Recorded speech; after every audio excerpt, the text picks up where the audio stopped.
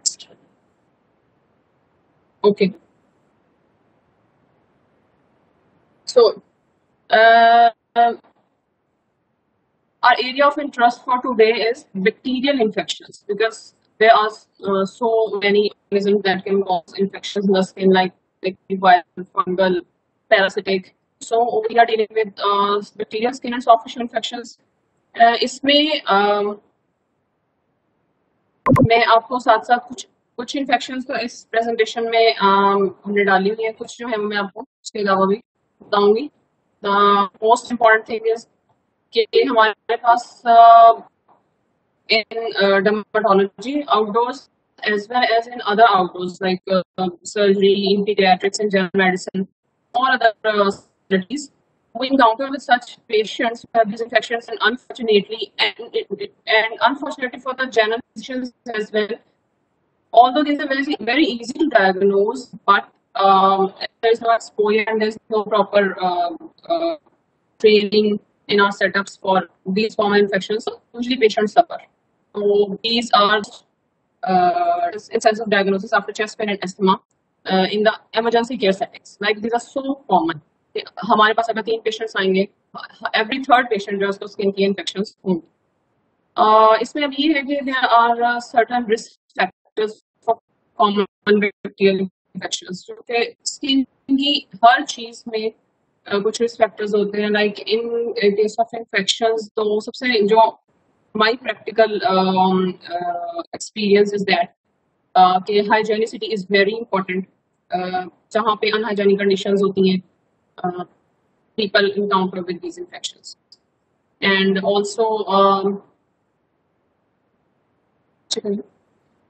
hygienity is important. Overcrowding, हमारे जो low socioeconomic status के लोग होते हैं, like they can, I don't know, they can afford to get them clean, but they don't do this.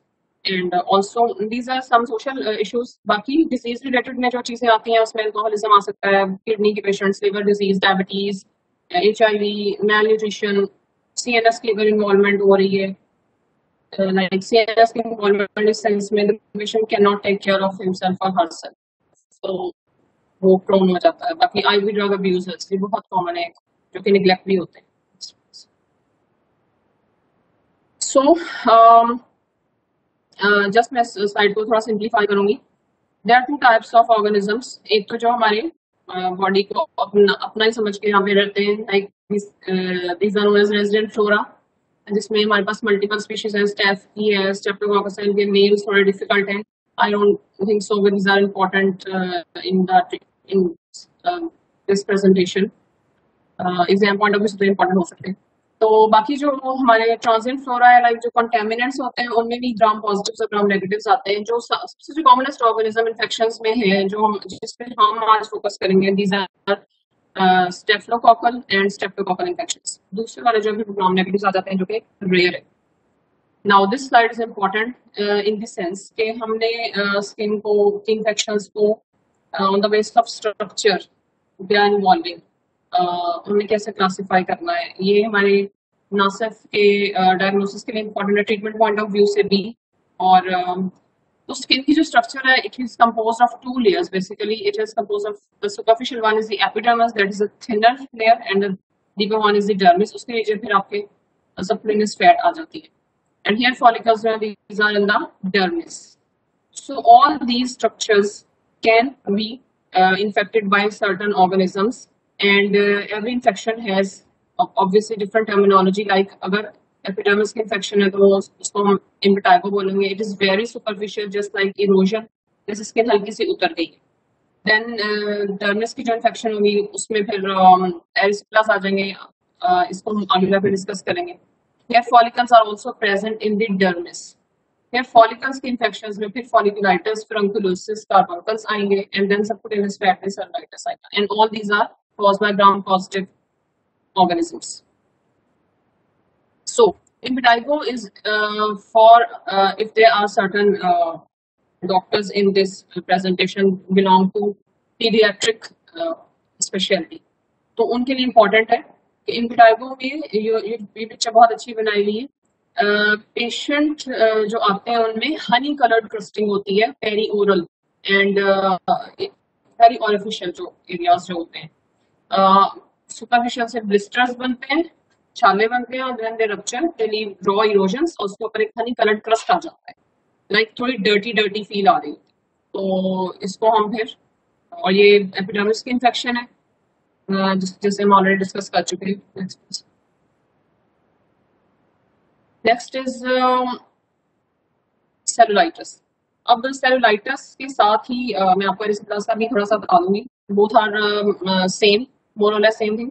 एरिसिपेलास जो होती है, it is infection of the dermis, और सेलुलाइटिस जो है when it involves the subcutaneous tissue as well, यही infection जो है, तो उसको हम सेलुलाइटिस बोलेंगे। तो इसमें क्या होता है कि ये इनकाउंटर होते हैं पेशेंट्स यूजुअली सर्जरी में, and surgical people manage it very well. तो यूजुअली कई बार हमारे पास डर्मेटोलॉजी में आते भी नहीं है। एरिसिपेलास में हमें एक वेल डिफाइंड एक रेडिश मार्जिन मिलता है, पेशेंट की लेग है, स्वोलन है, टेंडर है, एरिथमेटस है, पेनफुल है, फीवर है पेशेंट को, और एक वेल डिफाइंड लाइक इसका बॉर्डर आप अप्रिशिएट कर सकते हैं, तो दैट इज एरिसिपेलास। लेकिन अगर हमें बॉर्डर नहीं मिल रहा है, डिफ्यूज रेडनेस और ये सारी चीजें हैं, तो that is cellulitis. Organisms in दोनों के सेम है, treatment almost same. Diabetic foot infections जो हैं, एक्चुअली बेसिकली डायबिटिक फुट उसको कहते हैं जिसके अंदर डायबिटीज की वजह से न्यूरोपैथी, वास्कुलोपैथी, ये सारी चीजें मिलकर एक अल्सर बना देती हैं। उसके ऊपर वो अल्सर इटसेल्फ इन्फेक्टिव नहीं होता, लेकिन उसके ऊपर से कैंडिडेटिक इन्फेक्शंस जो है वो आ सकती हैं। उसको भी फिर हम इन इन्फेक्शंस की तरह ट्रीट करते हैं, लेकिन fortunate enough these people are well managed by general surgery people, so hats off to them. Diabetic foot infections को मैं यहाँ पे क्लासिफाई नहीं करूंगी, because this is not my area of interest. अच्छा, पीछे करेंगे। अभी कुछ इन्फेक्शंस जो है जो कि इस प्रेजेंटेशन में हम नहीं डाल सके बिकॉज ये भी लेंथी हो जाने की, मैं आपको वैसे बताना चाहती हूँ। इसमें जो है फॉलिकल की पीछे हमने डिस्कस किया, उसको हम फॉलिकुलाइटिस बोलते हैं। उसमें सादा अल्फाज में हम कहेंगे कि छोटे छोटे कीप वाले दाने बन जाते हैं किसी भी जगह के ऊपर, वो एक हेयर फॉलिकल की इन्फेक्शन है। अगर ये बहुत सुपरफिशियल होती है, ये इटसेल्फ रिजॉल्व भी हो जाते हैं, पेशेंट्स यूजुअली आपको डर्मेटोलॉजी में भी यूजुअली कम नहीं आते। अगर हेयर फॉलिकल की इन्फेक्शन जो है वो डीप हो जाती है, सुपरफिशियल से डीप की तरफ चली जाती है, तो वहां पे एक एब्सेस बन जाता है, जिसको हम अपनी कॉमन लैंग्वेज में पेशेंट आके बताता है मेरे फोड़ा निकला, ठीक है, उसमें से फिर डिस्चार्ज होता है, तो वो फरंकल बन जाता है। लेकिन मैं आपको डायग्नोसिस के पॉइंट ऑफ व्यू से बता रही हूँ, ट्रीटमेंट में मोर और लेस सेम होगी। अब फ्रंकल जो है, अगर ये एक हेयर फॉलिकल सुपरफिशियल फॉलिकुलाइटिस है, डीप फ्रंकल है, अगर मल्टीपल हेयर फॉलिकल्स इन्वॉल्व हो जाते हैं, और वो जैसे एक कहते हैं कि इस एब्सेस इस फोड़े के बहुत सारे मुंह हैं, मल्टीपल ओपनिंग्स है, जो पंजाबी में कहते हैं ना, बड़े पता नहीं वो एक टर्मिनोलॉजी मुझे समझ में नहीं आ रही, उसको हम फिर कार्बंकल बोलते हैं, ठीक है। तो ये सारी चीजें हेयर फॉलिकल से रिलेटेड होती है। अब हम आएंगे मैनेजमेंट की तरफ। मैनेजमेंट में सिंपल सा एक फॉर्मूला है। अगर कोई बहुत ही माइल्ड सी इन्फेक्शन है, लाइक फॉलिकुलाइटिस है, और पेशेंट जो है उसके सिस्टेमिक साइन एंड सिम्टम्स नहीं आ रहे हैं, patient is well enough stable है, बिल्कुल कोई फीवर नहीं है, पेन नहीं है, टॉक्सिसिटी के साइन सिम्टम्स है, तो we can manage it with topicals, because हमें अपनी बॉडी के अकॉर्डिंगली चलना है। हमें ओवर यूज ऑफ एंटीबायोटिक्स की ऑब्वियसली बेशक मतलब बहुत अच्छी अच्छी एंटीबायोटिक्स अवेलेबल है, लेकिन हमने according to the situation patient को डील करना होता है। तो टॉपिकल एंटीबायोटिक्स हमने सिर्फ इस कंडीशन में देनी है कि अगर माइल्ड इशू। अब जो है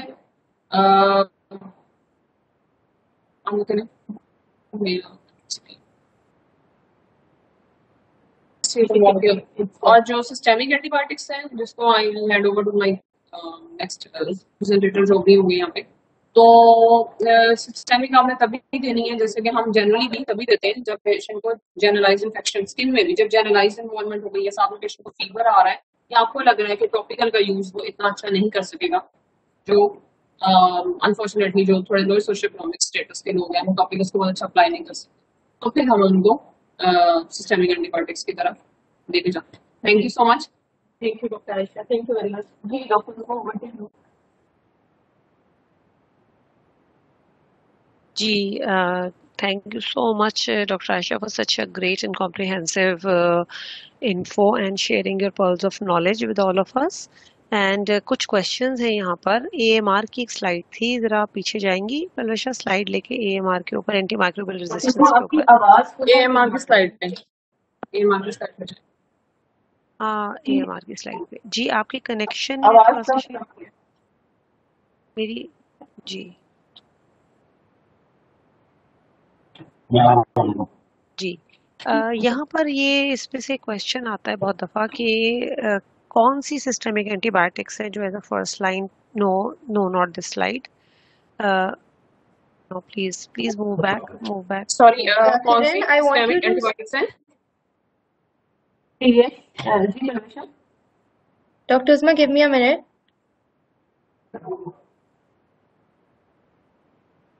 This is the slide Dr. Usma is referring to, right, Dr. Usma?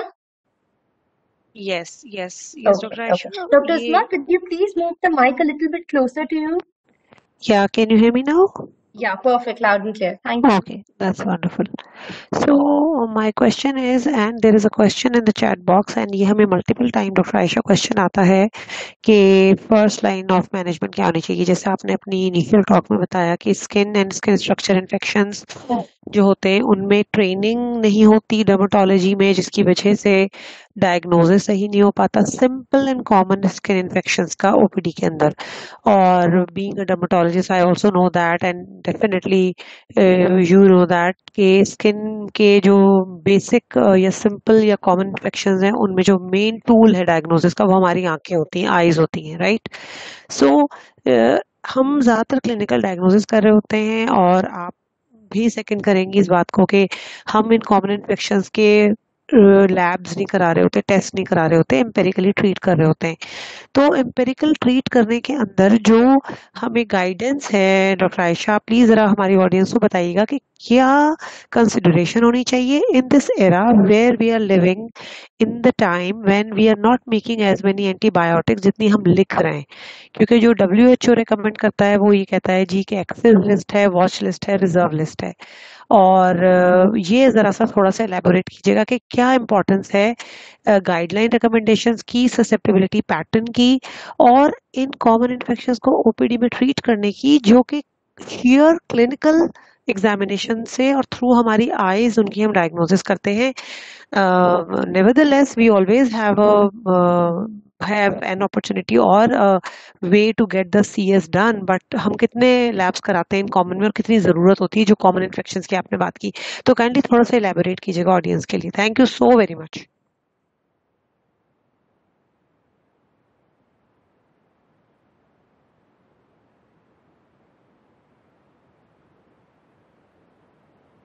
Was I audible? Please, can anyone from panelists confirm? Yes, Dr. Usma, you're audible. I think Kiran Shehzadi has connected and skin का diagnosis जी बहुत important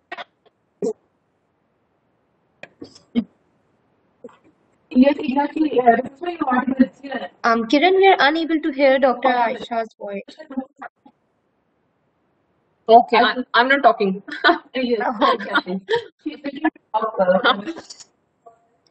okay, अब इसमें ये है कि जो हमारा dermatology का डायग्नोसिस है क्लिनिकल बेसिस पे ही ज्यादा होता है। अनफॉर्चुनेटली डर्मा में इन्वेस्टिगेशंस की, वैसे मैं ही कहूंगी कि फॉर्चुनेटली इतनी इंपॉर्टेंस नहीं है, बिकॉज जो कॉमनेस्ट चीजें हैं वही ज्यादातर, इसीलिए तो वो कॉमन है कि वो ज्यादा आती है हमारे पास। That's why they are known as common skin infections. तो उसमें ये होता है कि जो मैंने बात अभी पहले कही है, बहुत ही सिंपल सा एक प्रिंसिपल है। अगर इन्फेक्शन जो है वो बहुत एक लोकलाइज है तो आप उसको सिर्फ टॉपिकल से ट्रीट करने की कोशिश करें। पेशेंट को 1 to 2 वीक्स के फॉलोअप में बुलाएं, और उसके बाद में फिर आप उस पेशेंट को, अगर वो रिस्पॉन्ड नहीं करा तो फिर आप उसको जैसे एक स्टेप लैडर पैटर्न में हम जा रहे होते हैं कि आप उसको सेकेंड लाइन पे लेके जाएं, ओरल एंटीबायोटिक्स पे ले जाएं आप उसको। और उसमें हमारे पास जो यहाँ पे हमारे सोशल इकोनॉमिक स्टेटस में हमारे इन सेटअप्स में प्रॉब्लम होता है कि हम प्रॉपरली WHO की गाइडलाइंस को इतना अच्छा फॉलो कर नहीं सकते due to financial issues on the part of the patients. Because हमें अपनी अफोर्डेबिलिटी, पेशेंट की अफोर्डेबिलिटी को सामने रखना होता है कि हम उनको कौन सी चीजें प्रिस्क्राइब कर सकते हैं, लेकिन उसमें हम इतने कंपैशनेट हो सकते हैं कि हम अकॉर्डिंग टू आवर नॉलेज थोड़ा बहुत उसको WHO के साथ हम थोड़ा बहुत कोलैबोरेट कर लें इन चीजों को, ताकि पेशेंट को भी लॉस ना हो। हाँ, ओवर यूज ऑफ एंटीबायोटिक्स जो है it is not permissible, ethically भी नहीं होना चाहिए। एक तो पेशेंट भी इतना आप कंप्लाइंट नहीं रहता है फिर अब मतलब बार बार आप एंटीबायोटिक्स उसकी चेंज करें। एक एंटीबायोटिक दें, उसको कुछ टाइम दें, 7 to 10 डेज दें। कभी कभार मैंने अपनी क्लिनिकल प्रैक्टिस में देखा है 10 दिन के बाद भी उसी एंटीबायोटिक का असर आना शुरू हो जाता है, इफेक्टिव होनी शुरू हो जाती है। दैट्स व्हाई बहुत रैपिड स्विचिंग ओवर ना करें मेडिसिन की। उनको जो भी आप मेडिसिन दें, आपको जैसे इम्पेटाइगो का पेशेंट आ गया या आपको सेरेलाइटिस का है, हमें पता है कॉमनेस्ट ऑर्गेनिज्म जब स्टेप है स्टेप है, वो दोनों ग्राम पॉजिटिव है, हम ग्राम पॉजिटिव कवर दें। अब अगर इस सिचुएशन में आप उनको ग्राम नेगेटिव भी एक्स्ट्रा दे रहे हैं तो ये आपकी ज्यादती है उस पेशेंट के साथ भी। और अपने एथिकली भी अपने आप को फिर उस तरह अपने मुझे ये होता है कि मैं अपने आप को कैसे सेटिस्फाई करूंगी कि मैं पेशेंट को एक हिसाब में ग्राम नेगेटिव का और खाम में दे रही हूँ। तो ब्रॉड स्पेक्ट्रम से थोड़ा अवॉइड करना चाहिए, जितनी डोज चाहिए according to age and weight, और जो वाली स्पेसिफिक जो हमें ऑर्गेनिज्म कवर कर लो हम वो देंगे। WHO की गाइडलाइंस को भी ज़हन में रखेंगे, लेकिन यहाँ पर उनको फॉलो करना थोड़ा सा मुश्किल होता है practically speaking. Thank you doctor Ayesha ji for detailed response to the question. हमारे पास एक और क्वेश्चन है चैट बॉक्स में कि is Augmentin recommended in gangrene. तो गैंग्रीन की सिचुएशन की बात हो रही है यहाँ, आपने कुछ देर पहले ही हाईलाइट किया था डायबिटिक फुट इन्फेक्शन के हवाले से। तो काइंडली ये बताइए कि कौन सी ऐसी हैं कंडीशन जो ओपीडी में मैनेज हो सकती हैं और किसके लिए हमें पेशेंट को रेफर करना होता है फिर उनमें। So I think you will be better person to respond to this query. Okay, gangrene is not an infection. Gangrene तो एक एंड रिजल्ट है। जब डायबिटिक फुट की समझ लें बस एंड पे पहुंच गया, उसके बाद वो निक्रोसिस हो जाएगा और एम्पुटेशन की तरफ बात चली जाएगी। ठीक है, गैंग्रीन की मैनेजमेंट में एंटीबायोटिक्स का रोल बहुत ज्यादा नहीं है उस वक्त, तो क्योंकि वो सब कुछ फिनिश हो गया है ना। तो अब हमने उसको उस गैंग्रीन तक जाने से पहले हमने रोकना है, हमने डायबिटिक फुट को ट्रीट करना है appropriately on the part of the doctor as well as on the part of the patient, उसके अटेंडेंट्स, उसका इवन कि उसका फुटवेयर क्या है, उसका ग्लाइसेमिक कंट्रोल क्या है, पेशेंट की डाइट क्या है। एक मल्टी डायमेंशनल अप्रोच लेके हमने पेशेंट को डील करना है। जब एक टाइम पे जब गैंग्रीन डेवलप हो चुकी है उस वक्त आई डोंट थिंक सो कि हो या कोई भी हो, तो उसमें आई डोंट थिंक सो कि कोई बहुत ज्यादा रोल रह जाता है। हमने उससे पहले पहले उस सिचुएशन को, उससे पेशेंट को बचाना है। That is the main point. Very rightly pointed out, Dr. Aisha. Yes, this is one thing we all have to keep in mind कि रोल कहाँ शुरू होता है और कहाँ खत्म होता है एंटीबायोटिक्स का जाके। और ये जो चार्ट है सामने, classification of diabetic foot infection, जैसे डॉक्टर आयशा ने बताया था कि एक मल्टी डिसिप्लिनरी अप्रोच होती है। डेप्थ ऑफ द इन्फेक्शन क्या होगी, माइल्ड में है, मॉडरेट में है, सिवियर है, कहाँ हमारी डोमेन खत्म होती है, कहाँ से स्टार्ट होती है सर्जन की या ऑर्थोपेडिक की। So we have to keep in mind, right? You will second me doctor Ayesha on that. Thank you जी। So if there are any more questions in the chat box please बताइए। जी, एक question और आया है कि जो इम्पेटाइगो है तो क्या ये कंटेजियस है? क्वेश्चन आया है यहाँ पे Q&A में। बहुत अच्छा क्वेश्चन है।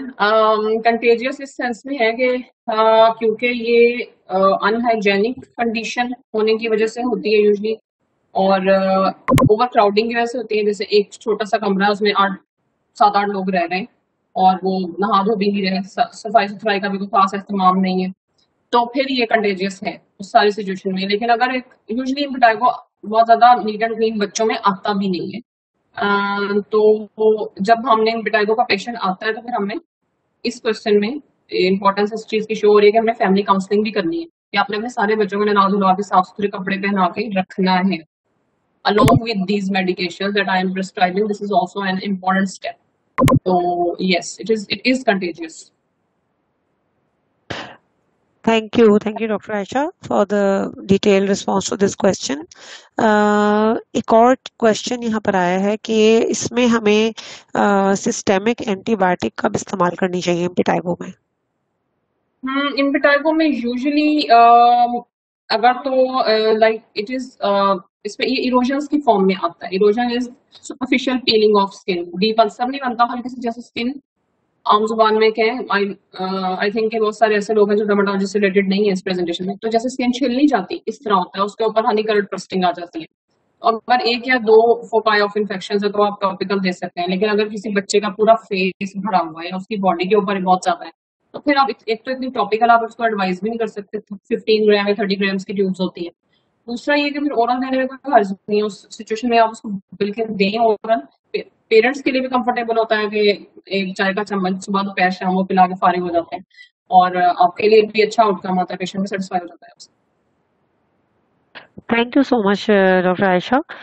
पलविशा, आपके पास कोई क्वेश्चंस अगर पार्कड हुए कहीं विजिबल हैं तो प्लीज बताइए, वरना आप इसको कंक्लूड कीजिएगा इस मीटिंग को। No, Dr. Usma, these were all. Thank you so much for asking some very good questions. And thank you so much to the speaker as well. Dr. Usma, you can conclude. Okay, so Dr. Aisha, thank you so very much for highlighting these important issues regarding skin, and कोई take home message जो आप देना चाह रही हैं हमारी audience को, क्योंकि ये हमें बहुत अच्छी तरह पता है कि डर्मेटोलॉजी एज अ सब्जेक्ट इतना डिटेल में हमें अपनी अंडरग्रेड एमबीबीएस के लेवल पे नहीं पढ़ाया जाता, और जो पोस्ट ग्रेजुएशन करते हैं उन्हीं को ज्यादा इसकी ट्रेनिंग का, और इसकी वोकैबलरी ही बिल्कुल एक अलग है, एक डिक्शनरी ही अलग है। सो आप एक देखो मैसेज क्या देना चाहेंगे इन टर्म्स ऑफ के कॉमन स्किन इन्फेक्शन जब आए क्लिनिक में डॉक्टर्स के, तो जैसे मैंने बताया कि टूल है सबसे बड़ा क्लिनिकल, आपने बताया आंखें हैं, हम देखते हैं और क्लिनिकली डायग्नोस करते हैं, तो किन चीजों का उनको ख्याल रखना चाहिए और उनकी अप्रोच पेशेंट के पास जाते हुए क्या होनी चाहिए? क्या उन्हें रिजर्व्ड ग्रुप की एंटीबायोटिक्स या कोई उस लेवल की एंटीबायोटिक्स जो कि वॉच लिस्ट में डाली हुई हैं, मल्टी ड्रग रेजिस्टेंस के लिए रिजर्व की गई हैं, वो लिख देनी चाहिए पेशेंट्स को, या उन्हें बड़ा एम्पेरिकली एथिकली सोच के, जैसे आपने भी बात की, तो प्लीज कोई टेक होम मैसेज इनको दीजिए सबको, हमारे जो रिस्पेक्टेड पार्टिसिपेंट्स हैं, कि हम अगर इस एरा में हैं जहाँ के ये एक स्टडी के मुताबिक कि बाय द ईयर 2050 दुनिया में सबसे ज्यादा डेथ्स जो होंगी वो होंगी एएमआर की वजह से, एंटी माइक्रोबियल रेजिस्टेंस की वजह से, और अगर हमने आज एक्ट नहीं किया तो हमारी जनरेशन और हमारे आने वाले जो पेशेंट्स हैं उनके यहाँ सबसे ज्यादा cholera, cancer, HIV, tetanus, road traffic accidents, respiratory infection से ज्यादा एएमआर से डेथ्स होगी। तो काइंडली आप इसको थोड़ा हाईलाइट करें कि क्लिनिकली वो किस तरह से अपने पेशेंट को सही डायग्नोज कर सकते हैं और उनको मैनेज किस तरह कर सकते हैं without giving them a threat of exposing to those antibiotics which are reserved. Thank you so much. Okay, conclusion ये है कि सबसे पहले तो every doctor should have training of at least 1 or 2 months, at least 3 months वैसे मैं तो कहूंगी होनी चाहिए डर्मेटोलॉजी में, अगर आपने डील करना है पेशेंट को। बिकॉज अगर आपकी ट्रेनिंग ही नहीं है उस चीज में, अगर आपने वो पेशेंट, आपकी पेन से वो चीज निकली नहीं है, आपने इम्पेटाइगो की ट्रीटमेंट कभी लिखी नहीं है, तो आप अकेले बैठ के या मेरा लेक्चर सुन के या कुछ भी करके आप you will not be confident enough and you will not be a good physician for the patient. तो थोड़ा टाइम निकालें डर्मेटोलॉजी के जो सेटअप्स हैं, लाइक गवर्नमेंट सेटअप्स हैं, जैसे मेरा जो सेटअप है, मैं यहाँ पे बच्चों को, मतलब जो हाउस ऑफिसर्स हैं उनको बुला के थोड़ा बहुत ट्रेन कर भी रही हूँ इन चीजों में, ताकि जो कॉमनेस्ट चीजें हैं एटलीस्ट वो पेशेंट्स जो मिसमैनेज ना हो, पेशेंट खराब ना हो, पेशेंट नहीं जा सकते डर्मेटोलॉजिस्ट के पास। तो सबसे इम्पोर्टेंट जो बेसिक नेसेसिटी है ना, वो ये कि आप डर्मा की नो हाउ लें, आके थोड़ी ट्रेनिंग करें, क्योंकि कॉमनेस्ट इन्फेक्शन आप 1-2 महीने में आपको आ जाएंगे, क्योंकि पेशेंट ही 90% तक वो आते हैं हमारे पास। जब आप वो ट्रेनिंग ले लेंगे देन आपको आइडिया हो जाएगा कि आपने कब टॉपिकल, कहाँ तक टॉपिकल की डोमेन है, उससे आगे आपने नेक्स्ट कब मूव करना है ओरल की तरफ। और फिर ओरल में आपने एक पूरा कॉकटेल बना के नहीं देना, आपने वही देनी है जो जिसकी जरूरत है, उतने ही दिन के लिए देनी है और उतने ही डोज देनी है। लेकिन डॉक्टर उस्मा, इसका कोई शॉर्टकट नहीं है कि मैं मेरे कहने से कोई भी चीज समझ आ जाएगी कि आपने इस इन्फेक्शन में यही देनी है। इसके लिए आपको आके थोड़ा ट्रेन होना पड़ेगा, like in any field. Like अगर मुझे पल्मोनोलॉजी का कुछ पूछना शुरू कर देंगे तो मुझे नहीं आएगा, बेशक मैं कुछ सुन भी लूंगी लेक्चर्स वगैरह भी। तो आपको खुद को प्रैक्टिकली थोड़ा सा ट्रेन करना पड़ेगा। उसके बाद ये बहुत कॉमन चीजें हैं, बहुत इजीली सीख भी सकते हैं, और इसमें आप पेशेंट के साथ कंपैशनेट भी रहते हैं फिर, कि आप उसको एथिकली भी, इसके लिए थोड़ा सा आपकी सेल्फ एथिक्स भी होती है हर बंदे में, आई थिंक, कि आपने पेशेंट को in terms of antibiotic resistance वाले इस चीज में नहीं लेके जाना, मल्टीपल एंटीबायोटिक्स लेके आपने वही देनी है। लेकिन बात फिर वही है कि जब आपको नॉलेज होगी तो तभी आप इस चीज को अप्लाई करेंगे। Very rightly and aptly said Dr. Aisha that the main thing is knowing the organ, knowing about the disease, and then correct diagnosis. Exactly. So these are the pearls of knowledge, and I really appreciate Dr. Aisha for sharing great clinical knowledge, great way of presentation, and very apt info to all the audience regarding how important it is to have know-how of dermatology, know-how of the skin, knowing the disease itself, and then managing it appropriately. So from my team, I thank you for taking time out for this excellent webinar, sharing the pearls of knowledge. And I thank all the audience for their active participation and asking so many questions here. So thank you so very much. Over to you, Palvisha. Okay, you're welcome. Thank you for your time, everyone. Inshallah, we'll meet again in some other webinar with some other speaker. Thank you again, Dr. Aisha, for taking out time for us. And thank you to the participants for their active participation, as Dr. Uzma said, and for attending the session. Take care, everyone. Thank you, Allah Hafiz. thank you, everyone. Thank you, Dr. Aisha. Thank you once again. Allah Hafiz. Allah Hafiz. Hafiz.